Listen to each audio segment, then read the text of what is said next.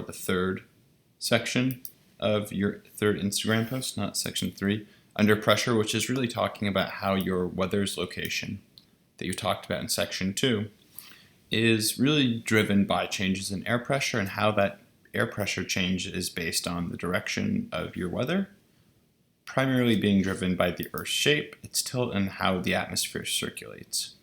Now, you should be citing current levels of air pressure and the direction or movement of the air pressure based on various factors that you see.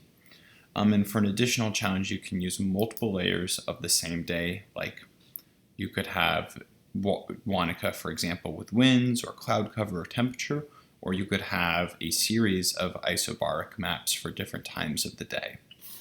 So, a couple things. When we look at my current weather in Wanaka, we see a lot of isobars. And isobars in rapid succession means a weather front is coming in. So that explains why that we're seeing a sudden shift in temperature and pressure, which I talked about in section 2. Now this weather, because it's in the southern feral cell, is traveling towards a region of low pressure that we usually see around 60 degrees south, which is right around here. So notice all of these really giant sections of low pressure. That is what is resulting in the uplift of the feral cells, which we see in our maps that we talked about here. So right around 60 degrees, right below South America, we see all of that low pressure. And then we see the high pressure at about 30 degrees south, which I go back to here is really this wide expanse of high pressure that crosses Australia, in the South Pacific and the South Indian Sea, and then right straight across South Africa. So we can see the feral cell in color with our high and low pressure, and we go down to Antarctica and we see huge, abundant levels of high pressure. Again, this isn't temperature. This is more referring to, is the air rising or is the air cooling?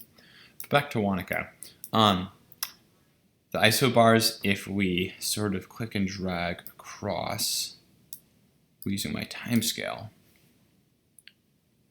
we'll see that the isobars are moving sort of to the southeast. And why is it moving to the southeast? A couple of things. We're going from high to low pressure, movement of air, and also because of the Earth's differences in its circumference, getting narrower and narrower towards the poles, we're going from a relatively fast to a relatively slow part of the Earth. What does that mean for the direction of the prevailing winds? It means that most air circulation between 30 and 60 degrees is going to be curving to the southeast. And that's going to be really useful for us talking about on a day-to-day basis.